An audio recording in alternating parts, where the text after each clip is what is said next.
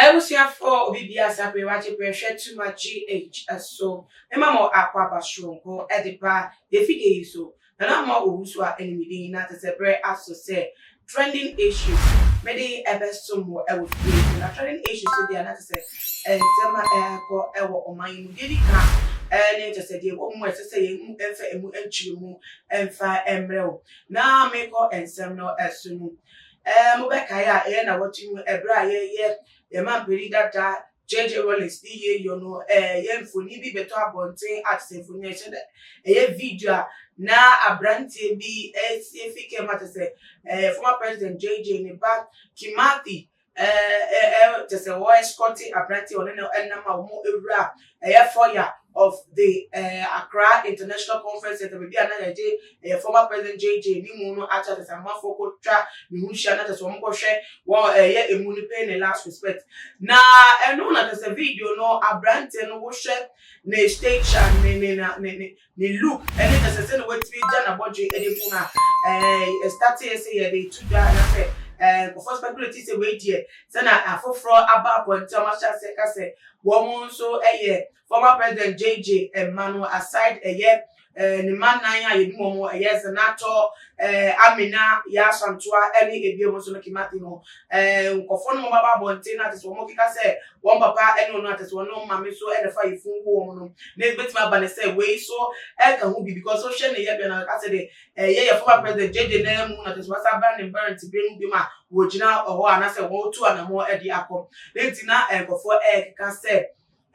former president JJ Rawlings the babema back on no mo kan ya go si so say we free Israel and my moon na say we no dey imagine atu mintina wotimi ni Kimati no 8 so no so dey man kwan e man be hwe emu ni ebi na so ekoye no say ade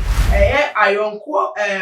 womo yonko bako a wo Kimati and this alleged son of former president JJ Rawlings of Israel no entem no baba bonte abe posti one more picture at say one more eka bo mo wo try no akire mu say yes na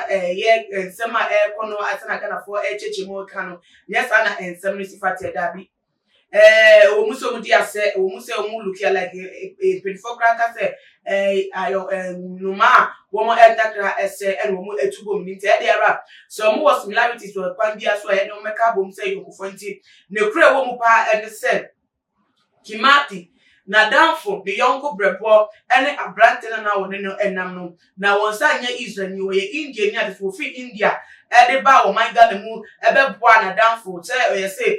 wo yonko do your ben wo arero bremu ene woni je bremu ni nti say wo be kire nua no odo bra ne papa eda empemu a ye kopene krabre na ate so be support no ete no ene ne nante sia wo de ebe pie mu ga na ha ye ga na for de yehu no ate ya conclude say amanfa wo do aba say ye wo papa ene jeje nti we so say na nti na te say de ne ka so no so be try jeje ba no ne sa na semi sifate no mo ya yokofo keke ate so de hu foni so aba abeto appointed nti ebusafo ensem ni nya ne say na allegations about appointing formally said Rawlings ba fufuro bia be piem no ye Israeli ni no de say o sike nti ya na tuma enu nti e na tuma yi yo no wo be piem asate to no ne Kimati enam a ye video ye hu ye no ebi no enye no kre wo mu ni say wo mu ya yokofo ate say abrante no efi India a osa ene Kimati ene di akomu ya anamfo emu odin ate say wo ba Ghana a ne bota ye say ni so say na wo ba be cheche na downfall Kimati bre na so aka no ho na brebo ebre emu nenti ebusuafo na tese esi ano akwati se we die no de yetimi apepa enwu akire enwu ewie na sesi ade aka wo mu miensa na wo mu nso eba bontu wo mu emu na aba bonte agranti interviews awodo aka se wo mu ene Rawlings former president JJ Rawlings ne ma etina sisi ano aka wo mu nso dia ibehwe mu emu se no pro se bosemu kan wo se wo mu nso adade bi ne de o ma fe mu sa bre no mu se akonya bometibi aka to bonto afei ene ebe mu because be sure pa se bushafo no hiyo na kwa biye no metina se aye toto ya ye hihye de course wo mu bia de hunya se o mu as wo mebie so akire mu bia no enche o me ba ponte abeto chimachenti se enkofo miensa me kire eye Mame Abigail Mawuto Rawlings any ebiem so no ketie boa any akwesi aboache atese wo mo de mo ba political interview so mo ye former president JJ Ma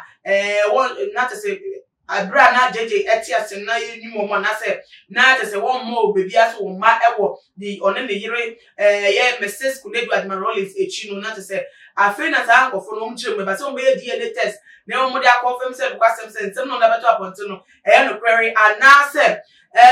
say wo mo other proofs ebucha no other proof say wo mo etwa to say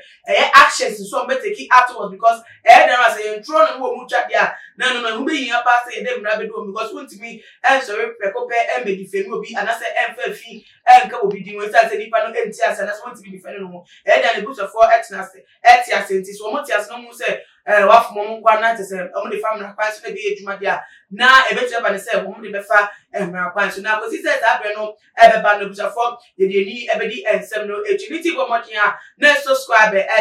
matuma gh na be mo so no share video way on all the social media platforms. Follow you on Instagram, Twitter, so at @tumagh _ Facebook @tumagh. Me did na ama uso na me yaduma. Me dey shabi makram.